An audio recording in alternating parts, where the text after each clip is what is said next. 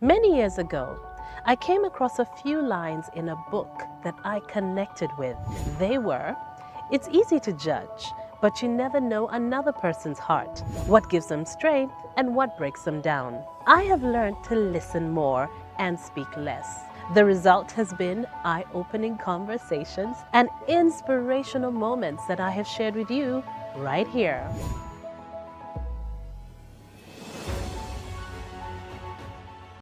Hello and welcome back to my channel. It is Crystal One-on-One and we're on location at Le Chateau Brasserie Belge.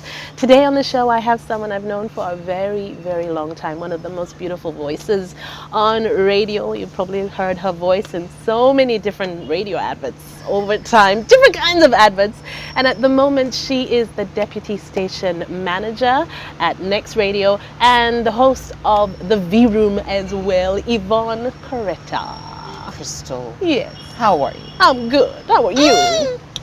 Am I happy to be spending some time with you? Nice to see you, Missy. No. I'm loving the purple with the pop of the red. And we get comfortable. Sweet. No, you're the one who is rocking. Where you going to the Bahamas? You're on the. Let's go. Can I pack a bag? Let's go. By the way, we have plans. We've already made some other plans. We can't share, but it's about, let's just say, our vision moving forward. Yes. Okay, but we're here to talk about you. How have you been? Cat got my tongue. Okay. Crystal, you thought about me. Of course. Absolutely. Thank you. Oh. Thank you. No. We shall be right back. Yvonne. No, thank you. Have a gorgeous little boy. Yes, I do. Blessing. I'm somebody's mommy. Yeah. January 24th. Juan Miguel Antorene Mohanguzi. Dad calls him Luangula Chiimba. He's 1 year, 3 weeks, 5 days. Please give me that second name again. Antorene. Antorene. To mean God's chosen me. Okay. From among many. Okay. All right. So that is a journey. You've been sharing a lot of your journey as a mom. It's beautiful. For the longest time, I thought let's just get everything else in order. That was the thought process. Okay. But nobody's writing things down. Nobody is, holding you accountable. First year uni, coast, let's work. We're doing this. The books are like, you're killing it. Like, I have to be at this engagement and that engagement, and probably while other girls are getting married at 22, Yvonne is like, nah, B, you're listening to this station, what, and making money. But again, you need to write these things down. Yeah. Because then after your paycheck, the following morning, like, so we still have 20 more days. For real, 20 more days in this month. Story of the last decade, Crystal. Because this decade, abundance. Okay, yes. 20 plenty. Oh, I like 20 plenty.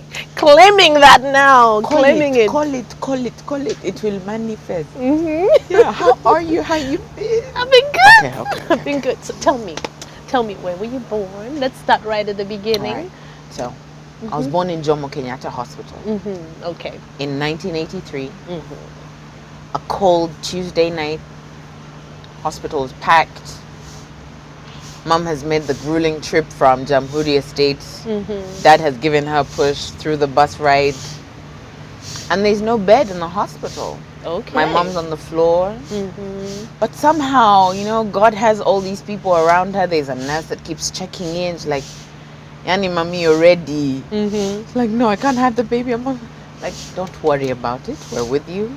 So I arrived. And also when the baby's coming, When the baby is coming, whether or not you're ready, or that the candle's scented right, or that the cushions are fluffy, baby's arriving. Okay. So yeah, 4th October, cold Tuesday night, I met my parents. And you the first I'm the born? first of three. Okay. Yes, the first of Okay. three. There's me, there's Arnold, he's 4 years younger than I am. Mm-hmm. There's Sheba, she's 14 years younger than I am. Oh, so she's like the Yeah, baby. she's the baby, but she baby. Hi Sheba. Okay. Yes. All right. So you were born in Nairobi then. I was born in Nairobi. Uh-huh. Correct. And did you grow up in Nairobi as well? Nope. I may have Mhm. stuck around long enough to know that the mamas who'd carry the vegetables were called Mama Mboga, although I call them Magoga. I mean, I'm 3. What do I know? So things are settling down in Kampala, and my parents make the decision to take me to dad's parents, which was in Mbarara Nyakayojo, Okay. Omruti. Mm-hmm. And I grew up there until about the time I had to go to school, Mm-hmm. and we came to Kampala. Mm-hmm. I So you don't came know. and joined your parents here? So you were all 86 they together? send me ahead. Okay. Uncle Sam Mengola Mm-hmm. in his rustic Mercedes Mm-hmm. drove from wherever. Hey, he got me there safely. So I'm grateful to him. I don't know how he is or where he is, but I'm sure he's well. Mm-hmm. And yeah, this was 86. Mm-hmm. So So you were there with your grandparents? I was there with my grandparents and my Auntie Jane. Mm-hmm. And they raised me for a bit, but then I think my mom wants me around her or something. So I remember coming back, and we lived in Entebbe for a bit. Okay. Chala Chigozi wasn't too far from, where we lived. I remember going over to hers and sharing cookies and milk with Daniel. Uh-huh. Yeah, with Dan. And I went to Lake Vic for that pre-primary stage. I was still learning to articulate. I remember an aunt coming to the house and asking me, "So where's your mommy?"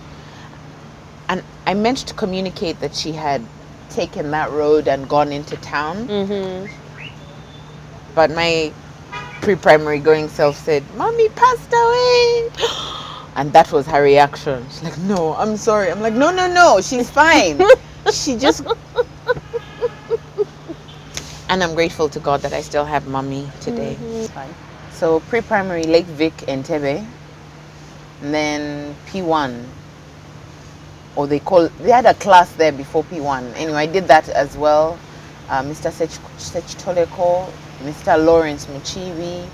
They're the ones who used to catch us late and things. There was a bell. I don't know if you didn't come with your hanky, if you were later than 7:30 a.m. man, Chiboko. You remember all those details. I do, and I do not want the same for Miguel. No, I want better. I want a less traumatic, because I remember my dad would wake me up and like, let's go. But I would lock myself in the bathroom and sleep some more, because it was so early in the morning, the commute from Entebbe to make it to Kampala before Mr. Mchibi's. So you were leaving at like 5 or 5:30. Yeah. So I think they made a decision between themselves, dad and mom, and they sent me to St. Teresa Boarding Primary School in Mukono, which is what people call Namagunga Junior. So from P2 to P7, I went through boarding school. Okay. What about your siblings? Was your brother at that point? Arnold went to KPS. No, he went to Lohana. Okay. Yeah. And he played basketball. He did the scouts thing, jamboree in Japan at a tender, I don't know, 6 or 7 years of himself. Okay. It was nice. I thought they were living the life. I mean, when Chiba comes along about the time I'm doing my P7 exams, because we're like, "Hey, mom is wearing all these boo-boos, Kombe." So yeah, I remember. But it's funny how they children called can me. be clueless. Absolutely. I thought you ate a lot of food. So yes, 97, mom's in England, Shiba arrives. Dad's in the hospital with me because I was having my appendicectomy. Oh. Yeah. I had exams not too long from then, PLE exams. Wow. But Sister Genevieve had prepped me well enough, her and her team. So I cross over to Namagunga. I do another 6 years because I did P2 to P7. Wow. And then I do S1 to S6. There was a month in there after S4 results, when we're trying to decide, are we continuing with Namagunga? Yeah, you're going back. But I went to Lohana because my brother's been through Lohana. My sister by now is also going through. So I did a month in Lohana. I think that was the highlight for me because I was doing physics, economics, and maths and French, and we'd opened a library and I was writing poetry, and Mrs. Maraka was believing in me, which is why I think, and teachers, take your role seriously. You can't either break or encourage. Yeah, a child. And then Namagunga called and said, we'll give you history, econ, literature, and French. So 1 month. Just 1 month. But I had enough hope to carry me through what was left of A-level. Then I went to Makerere University, where I pursued information technology. Yeah. But that's when the radio kicked in.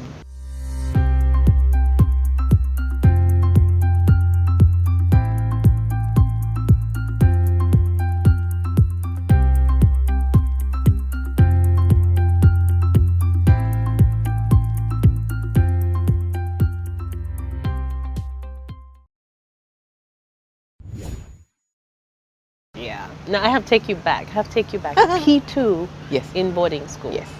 Nearly everyone I talked That to. was 92. Yeah. Nearly everyone I talked to who went to boarding school in primary is like, it was really tough. There's some people like, it was great. I had friends.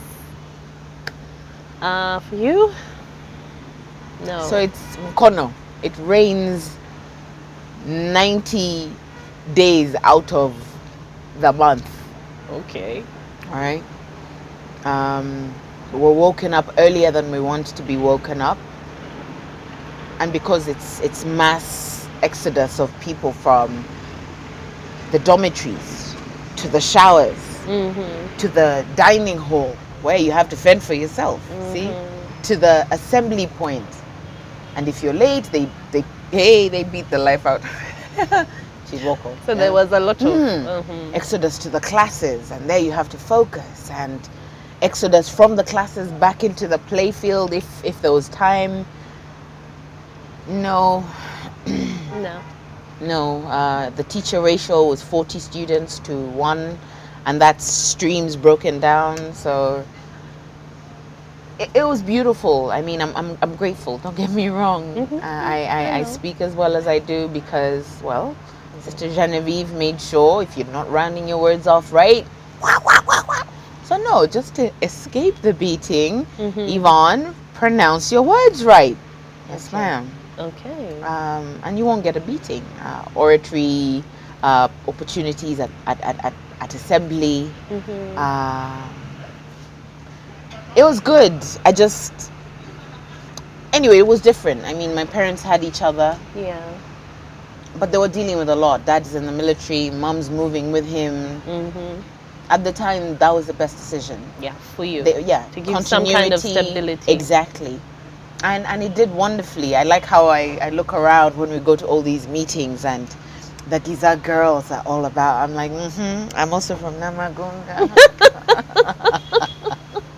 It's nice. So thank you, Dad. Thank you, Mom. So yeah. And now I'm looking out for Miguel, and I'm seeing all these things, and his sleep time is as relaxing as it needs to be.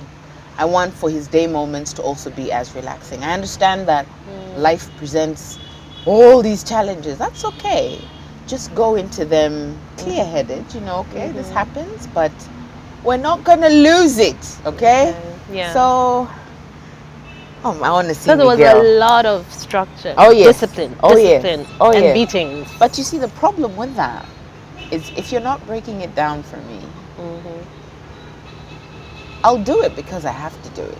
I mean, you hear children say, yes, I went to uni, I got their degree, and I handed it to them. I gave it to them, and... But I'm engaging. I don't know how to... You can't sit me at the desk and expect me to stay there. You probably find me, just doing a small move around or this or that. So nurture that, use that, encourage it. I respect that we have to be here at a certain time. I can keep time, but don't beat me to make your point. We can talk about this. Yeah. And that's what I'm encouraging Miguel to do. Yeah, you don't want I, to I, I pass that see on, him. no? I see him raise his voice sometimes. Like, nah, we hear you just fine. We can talk. Yes, you're a valid member of the team. Just talk to us. And then I see him, think about it for a bit, and he's like, oh, okay.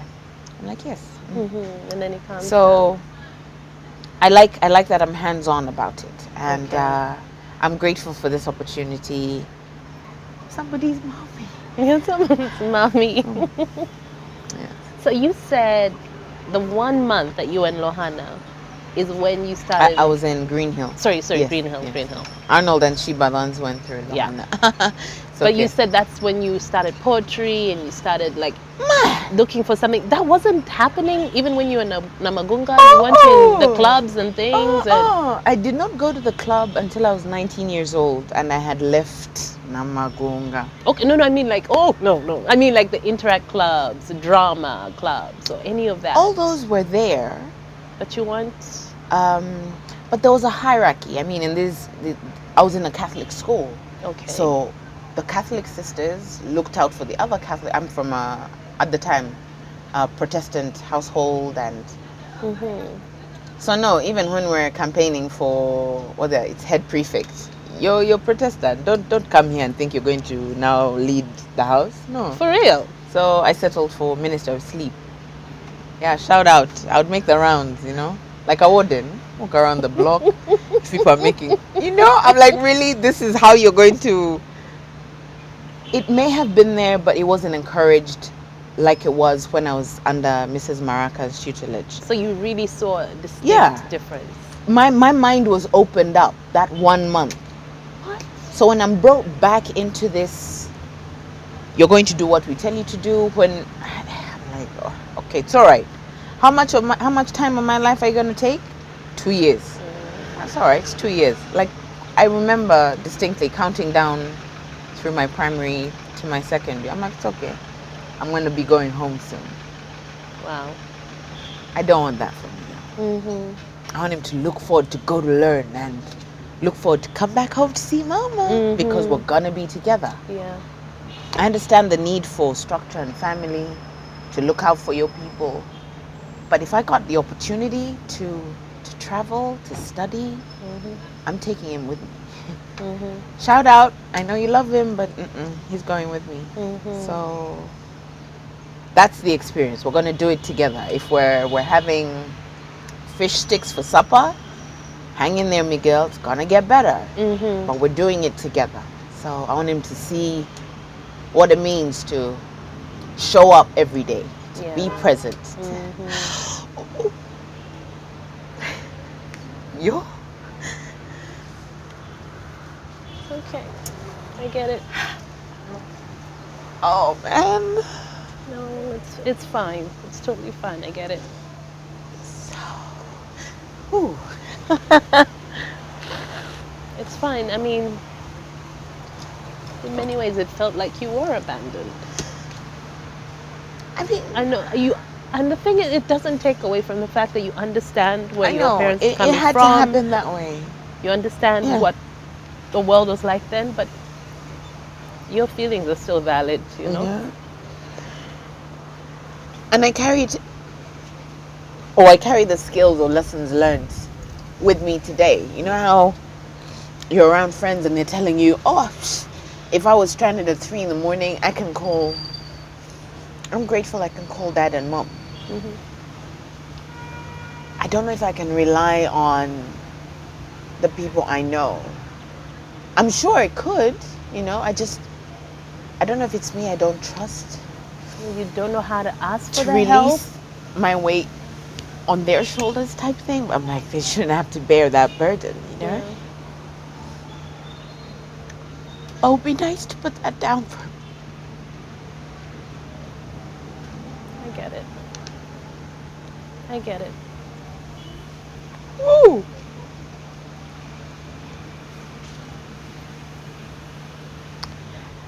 And it's a beautiful time to be alive, see?